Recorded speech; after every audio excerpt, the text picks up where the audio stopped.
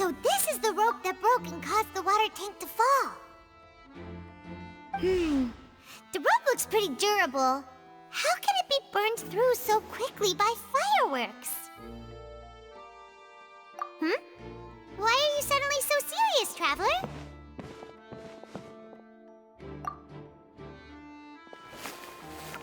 Whoa! Look! This bit is made from different material! Most of it was burned away, but there's still a little bit of it left. Huh. So if a rope meant to hold something was made with that kind of material in it, then that means... Wait! Why don't you write all this down? Let's take notes!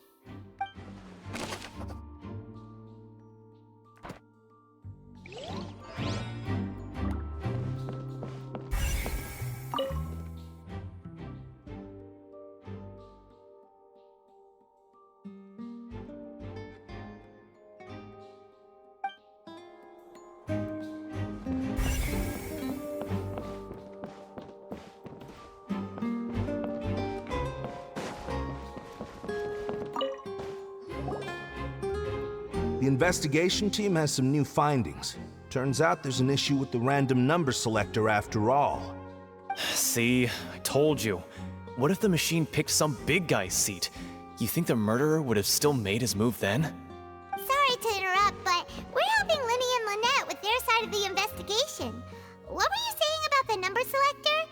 There's something wrong with it? You're trying to help them? That'll be a tall order.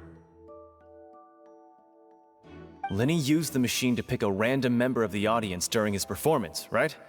The lucky girl that later disappeared. Well, we thought there might be a serious problem with the machine, so we had it taken away for further inspection. It turns out that the seat number it picked wasn't random at all. The machine picks that same number every time.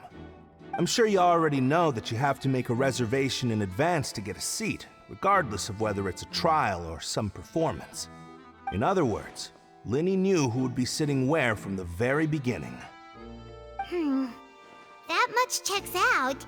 Linny reserved our seats for us, too. Bet you see why I was saying it'd be tough to make a case for Linny. Even though it's bad for Linny's case, Paimon had better write it down.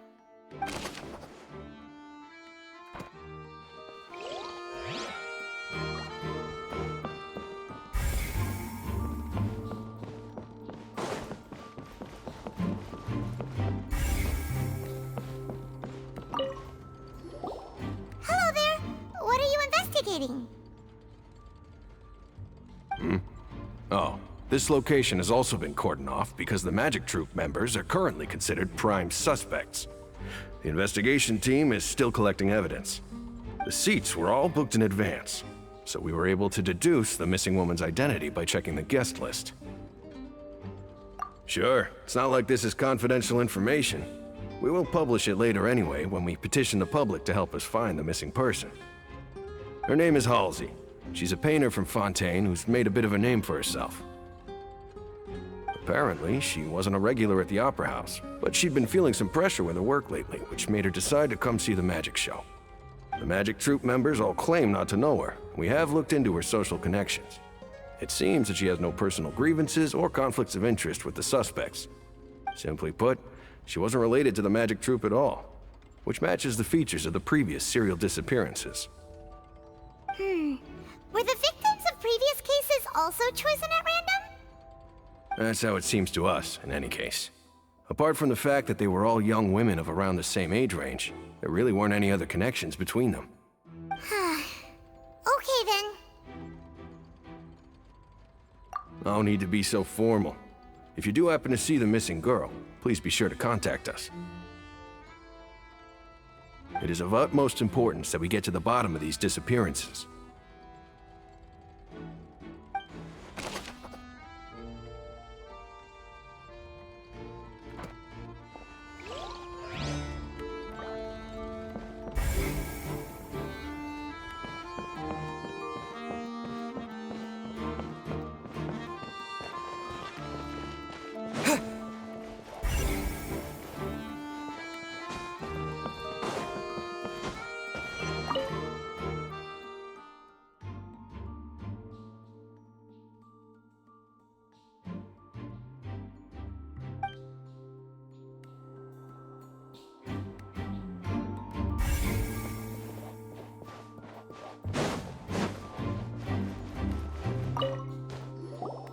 I see that you're investigating the area. Well, it just so happens that I'm interested too. If you find any new and interesting leads, be sure to share them with me, all right? We don't have too many thoughts yet.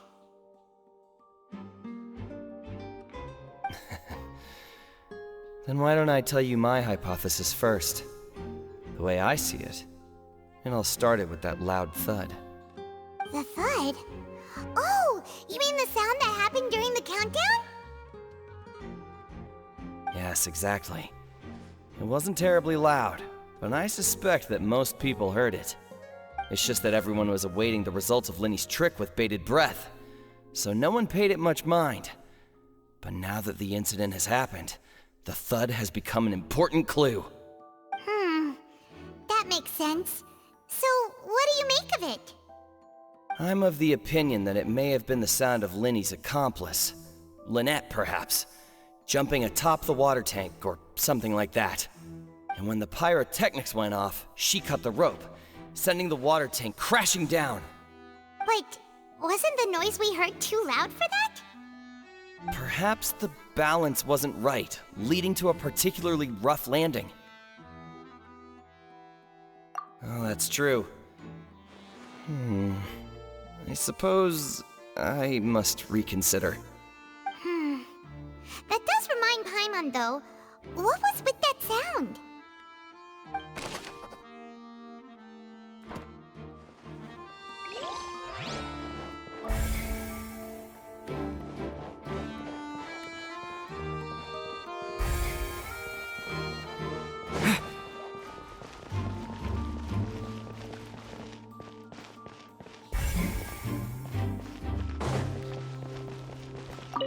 Lenny's still talking to the guards. It seems he'll have a lot of explaining to do.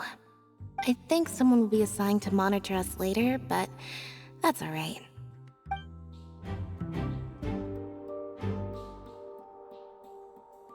Lenny's still talking to the guards.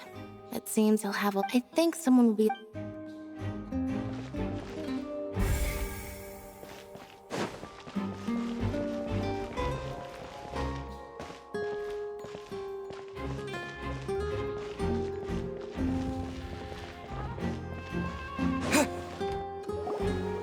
Hey, you! Yes, both of you! Over here! I've been keeping an eye on you for a while now. Huh? You mean us? That's right. If I'm not mistaken, you're also among those who wish to cut down the thorns and pursue the truth. No? And by the looks of it, you're not from Fontaine. Well, you're right on the more about that one, but who are you? Have you never heard of the Spina di Rosula? From mediating disputes and providing protection to solving conundrums, you name it, Spina di Rosula does it. And I, Navia, have the honor of being its renowned president. Though those who play by our rules call me boss. I'm Silver, her attendant. Pleased to meet you. And I'm Melus. Demoiselle's various daily needs and affairs are under my purview. Huh? Boss? Demoiselle? What gives with the names?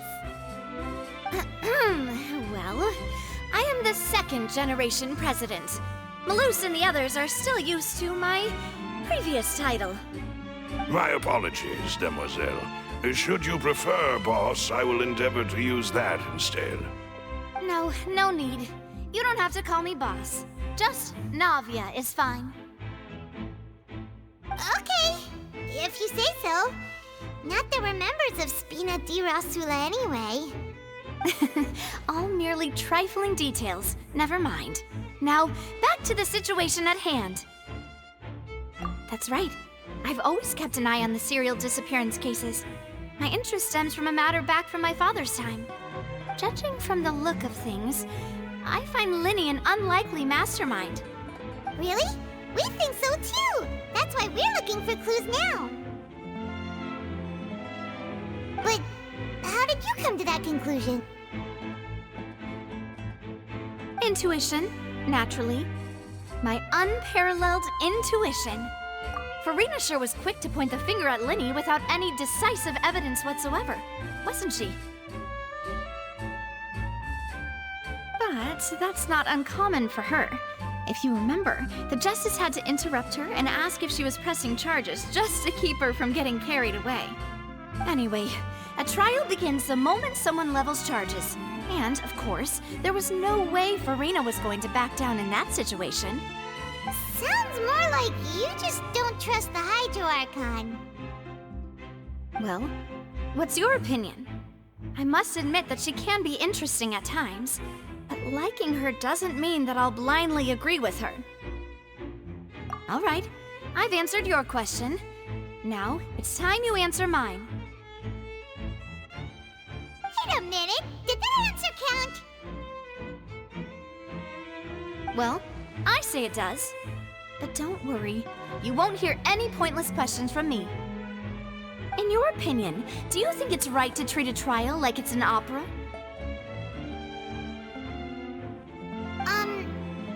Well?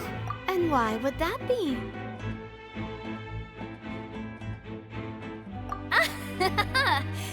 See, Silver and Maloose? I told you they'd be different.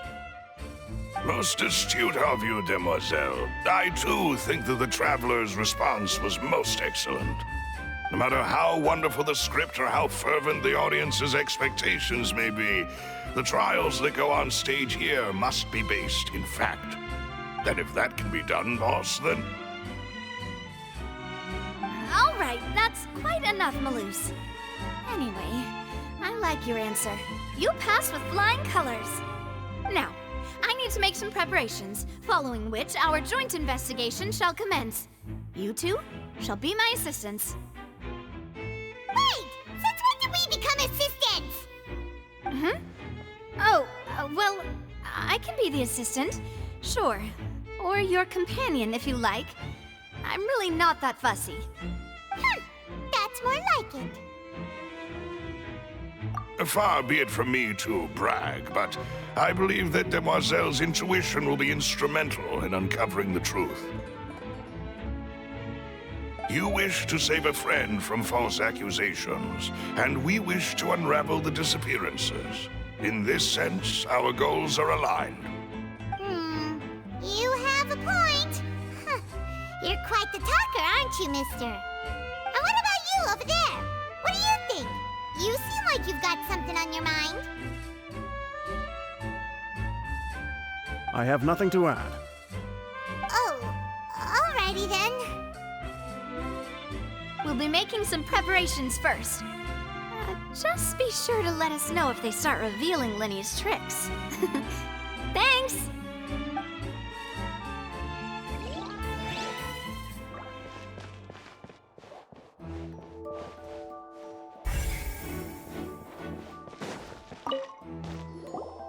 Sorry, but no one can freely enter or exit the Opera House at the moment. If you wish to leave, you must register your identity with us first.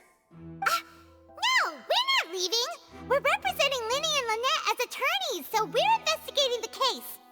Were you always guarding this entrance? Yes, after the Chief Justice gave the order, everyone coming in or out must undergo a strict inspection. So, the missing girl couldn't have left from here. At least, not from that point on. I doubt there was much opportunity then, either. How can you be so sure, Well, because I was in charge of security near the entrance at that time.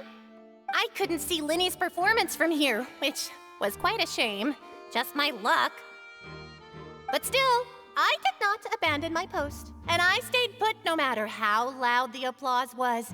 If someone had so much as even approached the door, I would have noticed it, let alone if they had tried to leave. We Melazines are good at that sort of thing, you know. So, it's safe to say the girl couldn't have left through here. Alright, thank you for your help. This'll be useful info.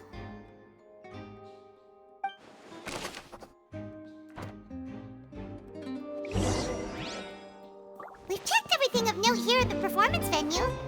Paimon wonders discussion with the guards is going. Let's go see, shall we? Ooh, things are getting interesting, huh? We're about to see how magic is made. Understood. Then I will be going with you. Just so you're aware, I will be monitoring your actions and making notes as necessary. Very good. Thanks for being so agreeable. I'd pull a rose out of my hat as a gift for you if I could. You may spare the pleasantries. I'm just doing my job. You've arrived. Who's this? Me? I'm Spina di Rosula's guardian angel. If you've got a problem, I've got the firepower. Sorry, I got a little carried away there. Call me Navia. I'm a partner of theirs, and will be helping investigate this whole situation. And these are my companions. Would you mind if they join as well? Fine by me. Oh, new helpers? I would be most grateful. Well, let's just say we're tagging along. It's not every day you get to see the secrets behind magic performed on such a large scale. I appreciate your kind interest. Come with me. We'll be heading below stage. Huh? Below stage? Yes, a world of secrets is hidden beneath this magic box, prepared specifically for this switcheroo trick. But before I reveal everything, you should have a look first. Notice anything strange here?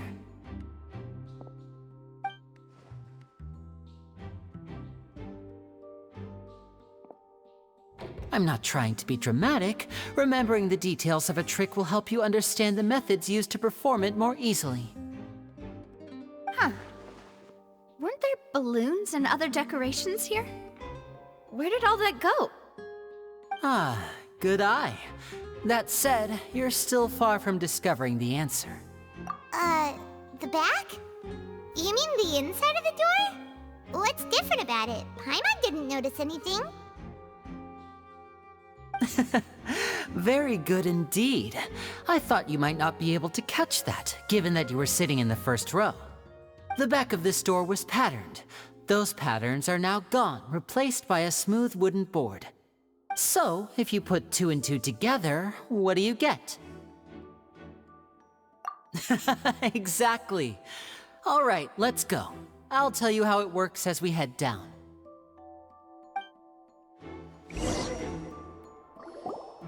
Oh, so there was a passageway under the magic box! I knew you'd figure out most of it as soon as you saw this place.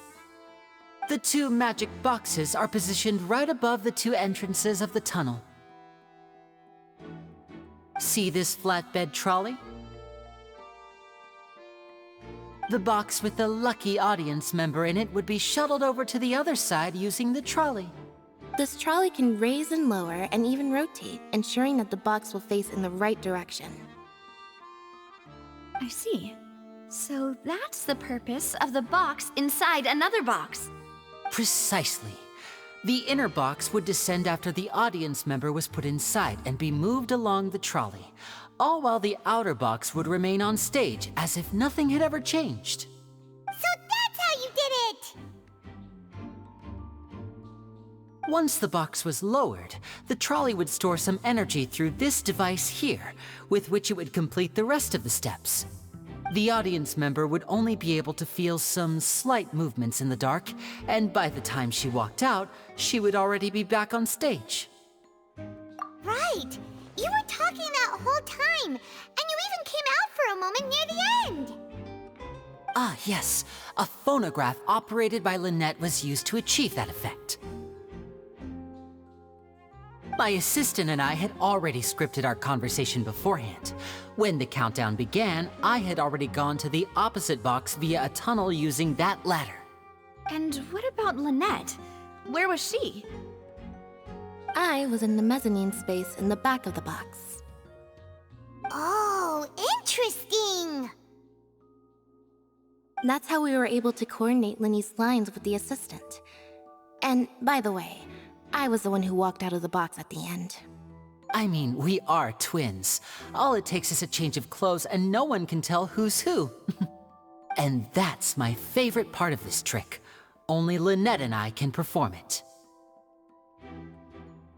So that's how it all worked! Wow, every detail you revealed was more amazing than the last! Lynette would briefly walk out of the box and then go back in, jumping into the tunnel and escaping before the box on the trolley could finish ascending.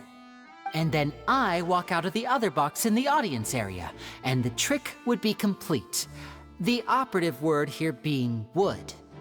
But as you saw, Cal was in the box, not our audience member. She, on the other hand, mysteriously vanished. We really don't know how that happened. If not for that interlude, this would have been an astonishing trick. I probably never would have figured out how you pulled it off. And yet, to think that someone was able to use this magic trick to commit a crime. Could we have a look around? I think we can come up with some more leads. This is the scene of the crime, so Linny and Lynette are not permitted to stay here. I'll escort them back up. Yes, of course. No need to be so strict now.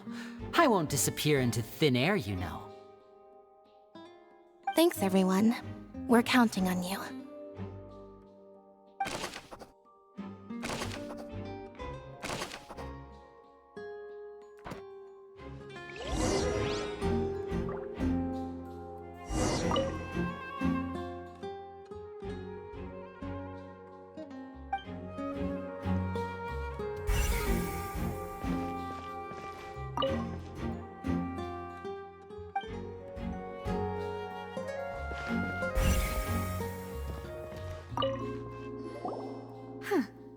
What's this?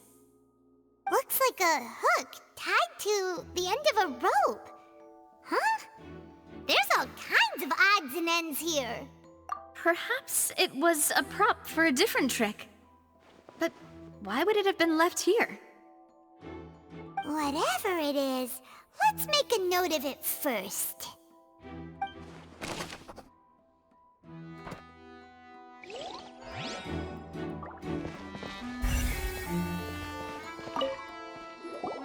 The floor is wet. Please be careful not to slip.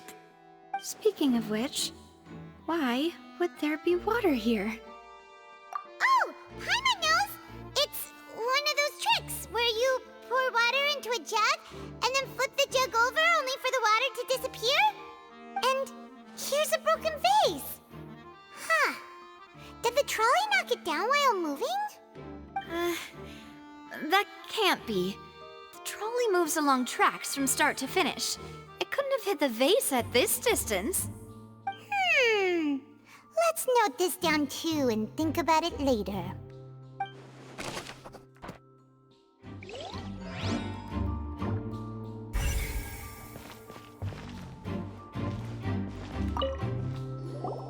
Oh, these are the clothes that the lady chosen from the audience was wearing, right? Her clothes are here, but she's nowhere to be found. Right. And do you really need to do that if you're kidnapping them?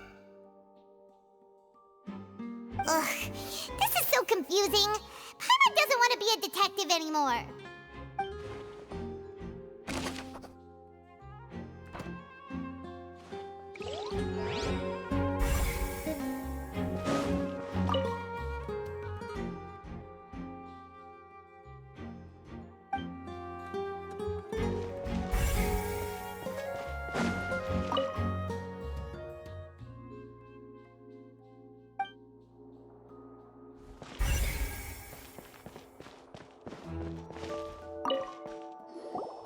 What is this place? It seems someone could fit through here. Could this have been the suspect's escape route? Alone, perhaps. But if they had to pull another person with them, the space would be too narrow. But there are no other ways in or out of here. Oh, you're right! Let Paimon write that down.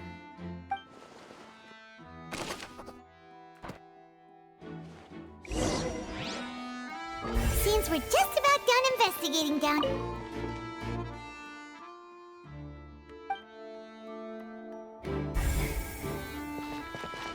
Yes, let's head back up.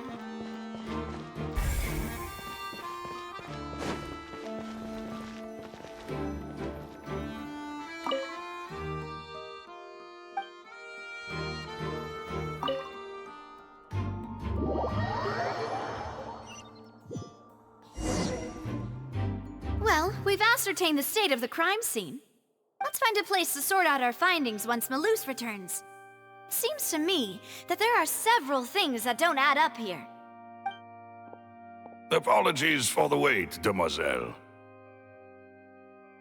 So, what did the guards say? Did the criminal escape through the vent? They believe the odds of that are very low, since the vent leads to the Opera House's basement. The guards have checked the area carefully. No one left through the basement during the performance or after the incident, and no one was found hiding there. So the tunnels become like a secret chamber then. You know, like the kind you usually see in novels. The plot thickens. Halsey's disappearance and Cowell's death are both quite inexplicable.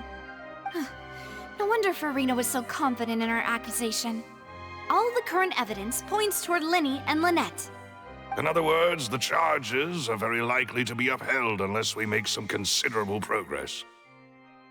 Charges and then trial. So if the charges are upheld, they'll announce a sentence? That's right. This is how a trial goes in the Opera House. During the proceedings, the Chief Justice and the Oratrice will hear statements from both sides. That's right. This is how indemnitium is produced. The statements from both sides, the defenses from attorneys, witness testimonies, and even the audience's emotions will all be projected on the Oratrice. To put it simply, it's as if the Oratrice has its own will, and is a judge in its own right. This also precludes any kind of favoritism on the part of the Chief Justice. Not that this has ever happened anyway.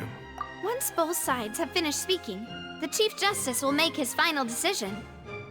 This, too, will be used by the Oratrice as a reference. Then, finally, the Oratrice will be consulted by officials. The result it returns is the will of justice itself. Huh? So that machine is the one that actually decides? Paimon thought Neuvillette called the shots. In practice, there is very little difference. Both have always come to the same judgment, which is why people have great faith in the Chief Justice. Ah, yes, the guards also asked me to convey that none of us will be allowed to leave this place before the trial. Huh? Why? Because we've chosen to act as the twins' proxies. That makes us persons related to the case. They're concerned that we might be colluding with outside parties, or that we might find outside help to disrupt the case. And even if that were not so, it could prove problematic if we happen to spread key information about the case ahead of time. I'm ready to break out at any time. Whoa, whoa! There's no need for that! Paimon thinks they have a point. That said, are they providing food? Of course. I just hope you don't mind the lack of options. I'm afraid that catering to all tastes is not in the cards, nor is any guarantee of balanced nutrition. In that case, let's just sort out our findings together here. Pity. I was hoping to take you to try some of Fontaine's famous desserts, too. I mean, what better way to properly think through our findings than over some tea and sweets? Huh. Breaking out suddenly doesn't seem like such a bad idea after all. Just kidding, just kidding. Paimon will still do her best, even if there are no snacks. What do you mean, no snacks? Of course we'll have snacks. If we cannot buy some, then we'll simply make some. Huh? Here? But how? Understood, demoiselle. Everyone, please come with me.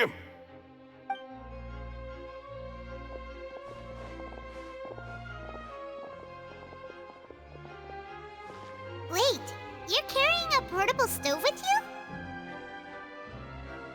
Yes, I must be prepared to meet the demoiselle's baking needs whenever the fancy strikes her. I have eggs, sugar, and almonds at the ready.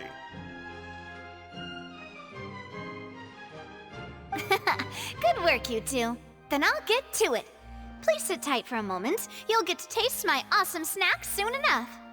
These three are quite the interesting group.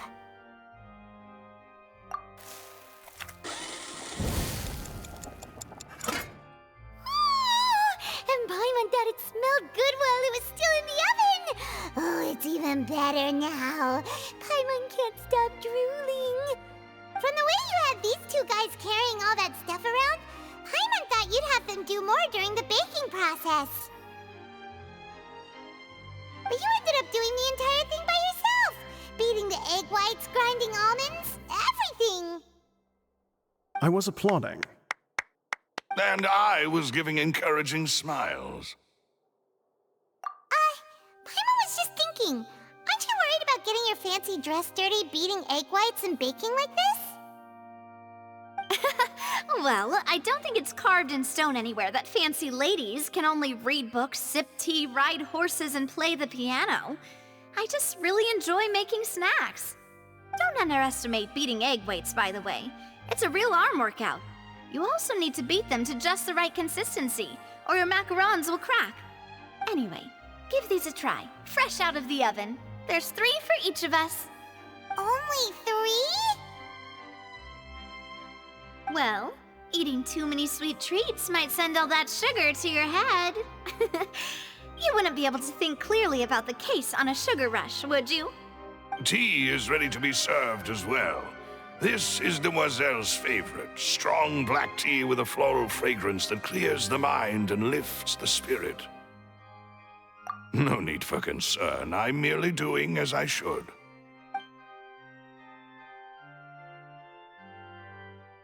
All right then. Down to business. As Paimon mentioned previously, the tunnel seems to be something of a secret chamber. However, we can assume that Linny and Lynette were not alone within it. Some criminal also occupied its sealed confines. The magician twins could have committed the crimes, of course, but they lack any logical motive. Exactly! Why would they do such a thing right when everyone was watching? The flower vase and the thud we heard during the performance could indicate some altercation between Halsey and the criminal in the tunnel, resulting in the shattering of the vase, the discarding of her clothes, and her abduction. Perhaps the criminal thought that since she was chosen from the crowd, she would be too easy to identify if she was still wearing the same clothes. Paimon thinks that makes sense, but the real trouble is... True. None of the clues we found thus far support the existence of this third person. But the only people left to consider are both technically victims, whether it's the missing girl, Halsey, or poor Cowell. Huh. Could Halsey have secretly made modifications to the magic props in order to murder Cowell before making her escape? That's right. And even if she had tampered with the setup, she would need to understand the entire trick to pull it off. Nor does she have any motive. The guards said that she has never had any dealings with the Magic Troop's members. Were we not thorough enough in our search? From the sound of things, this is turning into an impossible case. Your macarons are amazing though, Navia. They smell great! They're nice and crisp and super sweet! They are my specialty after all. And I see you've already had 5 of them. What? 5? Oh, that can't be right. Paimon only counted 3, honest! Please don't worry about it. At my age, a few less sweets might actually be a good thing. No. Being greedy is one thing, but Paimon knows how to count. Besides, Paimon knows that if she ate too many, then others wouldn't have enough. Wait, even you don't believe Paimon? How could you? If Paimon ate those 2 extra macarons, then may they turn into stone in her stomach! All right, we get it. Well, I suppose one of us might have gotten too engrossed in our chat and eaten them by mistake. No big deal. Maloose, set up the stove again if you would. Huh? What are you doing? Making sure everyone gets 3 macarons, of course. Exactly. We don't want to trouble you. As you wish, demoiselle. And I have the egg, sugar, and almonds. Well, this really is your hobby, huh?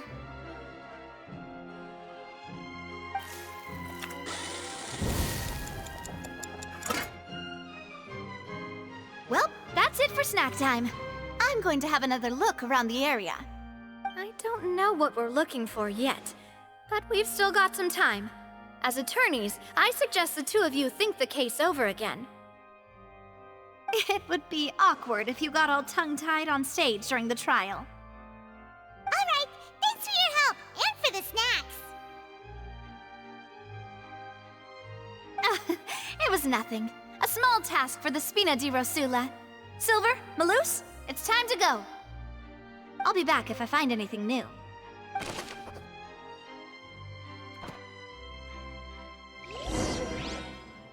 All right, it's time to put our heads together.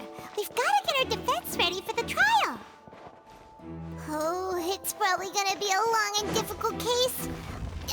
There's no point in worrying about that now. We just need to prepare. Here, take Paimon's notes. They should help you review the situation.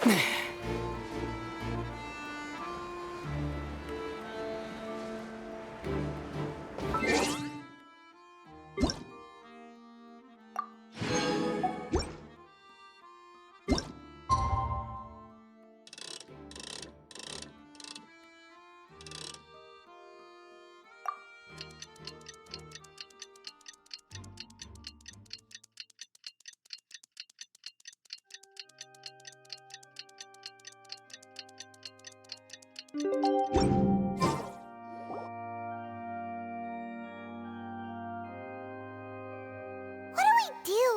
The whole situation is so confusing. Good plan. Impossible things don't just happen.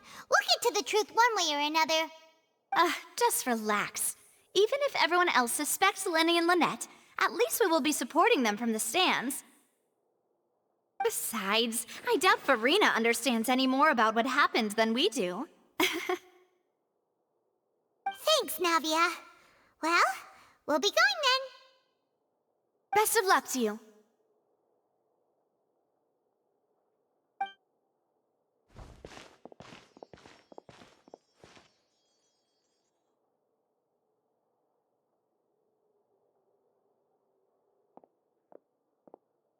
Ah, finally, you're back. Well, how did your investigation go? To be honest, you might be disappointed. No. We're already very grateful that you were willing to help. Well now, don't you all look disappointed? Don't tell me that your investigation came up empty-handed. That was to be expected, of course. The guilty can never produce proof of their innocence. But don't let that stop you. I shall be terribly disappointed should you, my most anticipated foe, concede so easily. Since both parties are present, I declare that the trial regarding the magic show incident is now in session. Firstly, in order for the audience to understand the causes and results of the incident, could we please have Mr. Linney explain the trick? Yes, of course. I will explain while Lynette demonstrates on stage. All the necessary items have been prepared.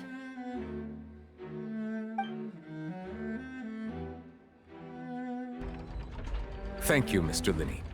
In that case, I take your statement to be that you ran to and remained hidden within the magic box in the audience stands once the trick began, and thus could not have committed the crime. Is this correct? Yes, that's correct, Your Honor. In that case, I call upon the prosecution. Lady Farina, do you wish to refute his statement in any way? Why, of course I do. Allow me to take the first shot and break this case wide open. Mr. Lenny is clearly lying. There is no way you could have been in the box the whole time if you were to abduct Halsey and murder Cowell. In fact, I'd say you were hardly in that tunnel at all. That is simply your hypothesis based on the presumption that I'm guilty. Oh, is that so? And if I may ask, what did you hear while you were inside your box? The roaring countdown of the crowd, of course. That's how I kept track of the time and built anticipation for the finale. And you didn't hear anything else at all? Nothing that might leave an impression of any kind? No, nothing. I see. But when the count reached 30 seconds or so, there was a thud. One so loud that I believe practically everyone heard it. Huh? Hey, hang on. Something's not right here.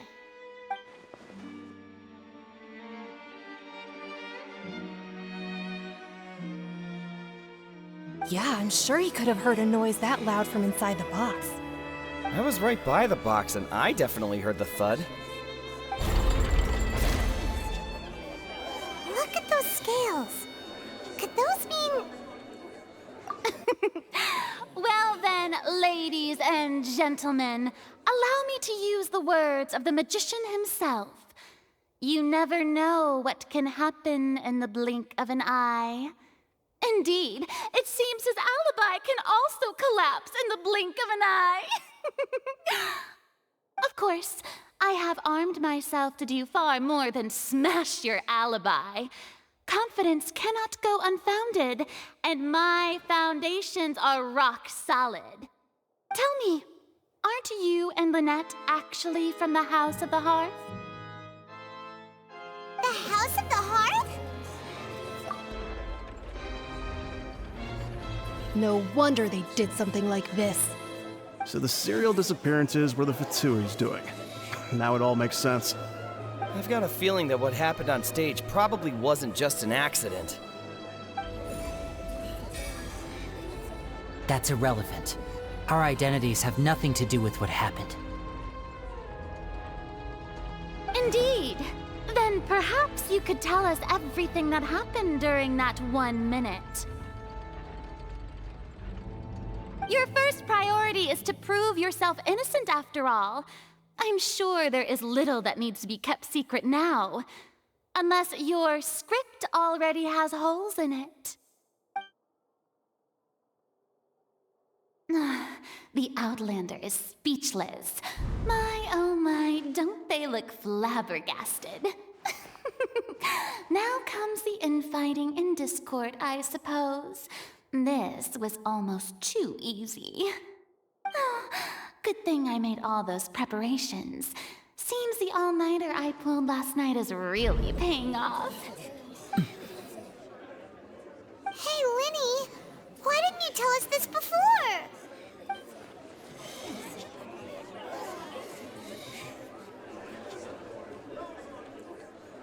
Order! Order! Mr. Linney, allow me to re-establish the facts. Lady Farina has raised 2 points. First, when the thud was heard in the Opera House, you were neither in the box nor the tunnel. Second, you and Ms. Lynette are both members of the House of the Hearth. Are these claims true?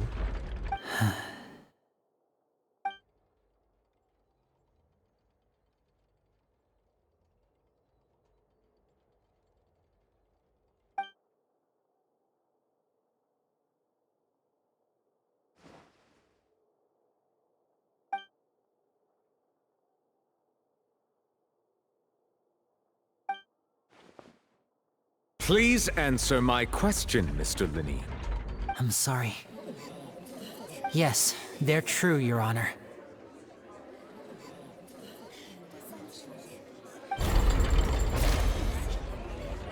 I knew it!